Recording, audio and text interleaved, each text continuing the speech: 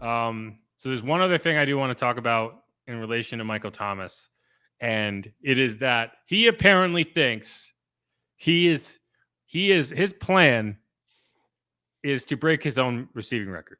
That's his plan. And in case you were wondering, the guy we saw in 2019, is he still I'm trying to top that. Top it. Yeah, top that for sure. So how do you look at 149 then? Is that a goal to?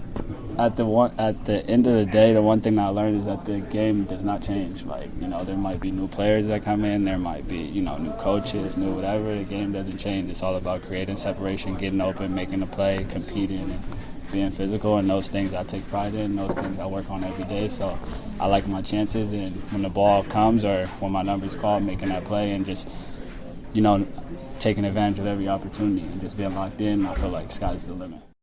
Sky is the limit. Well, so the game doesn't change, but the teams change. A little bit. And my rebuttal to that would be, I would settle for him playing 17 games. That would be a huge victory in terms of, getting back on the field. But, we were talking about this a little before we came on. You don't catch 149 passes. You don't get 200 targets if there is a living body across from you that is like an acceptable target to throw the ball to. And that will be the case this year. When it was Ted Ginn and, Alvin Kamara playing on a torn MCL and Jared Cook as the only other viable receiving option. Yeah, I'm throwing it to Mike every time. When Jarvis Landry, when Chris Olave, when even, Marcos Callaway, when Alvin Kamara are all out there and healthy, you don't have to catch 10 passes a game to be effective, but it's going to make life easier on Mike. So hopefully he's able to generate, I don't need to see him be that crazy volume receiver, but I would like to see him make more of an impact in big plays and take advantage of the space that's going to be allotted to him that never has been before, because he was playing without, he was never played with a guy like Jarvis Landry across from him, other than maybe Brandon Cooks his rookie season. He hasn't really had kind of that star wide receiver too, and now he does. That forces teams to play honest on the opposite side of the field. So, I love the confidence.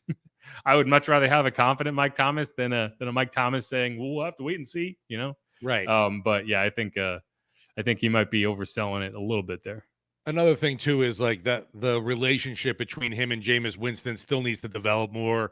I don't think they have that same on the field chemistry that him and Drew Brees had at that point, where I think it was Drew even said, like, I could just give Thomas a look and he would know what I was going to do, kind of thing. And I know for a fact that Jameis is not there yet with any of the receivers.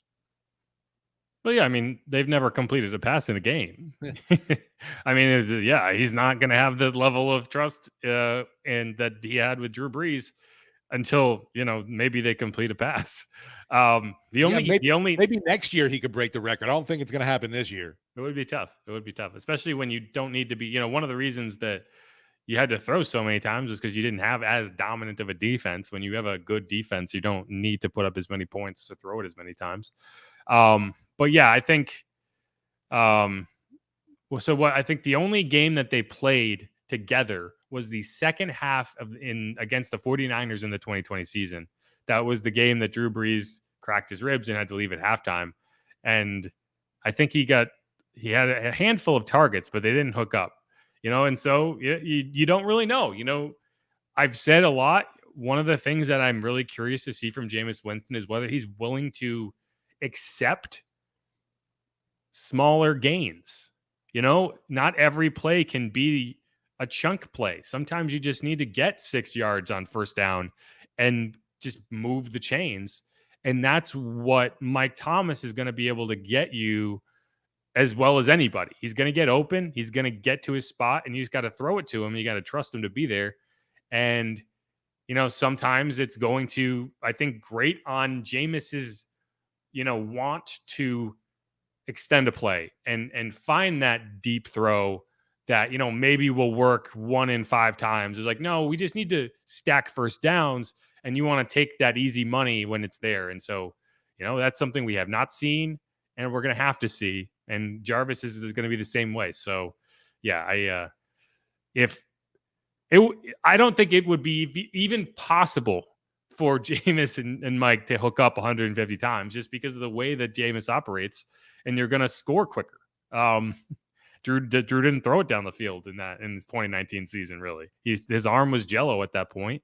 So yeah, I think again, like I said, I love the confidence, and I really do appreciate the attitude that we've gotten from Mike Thomas. I think it's a really healthy, productive approach that he's taking.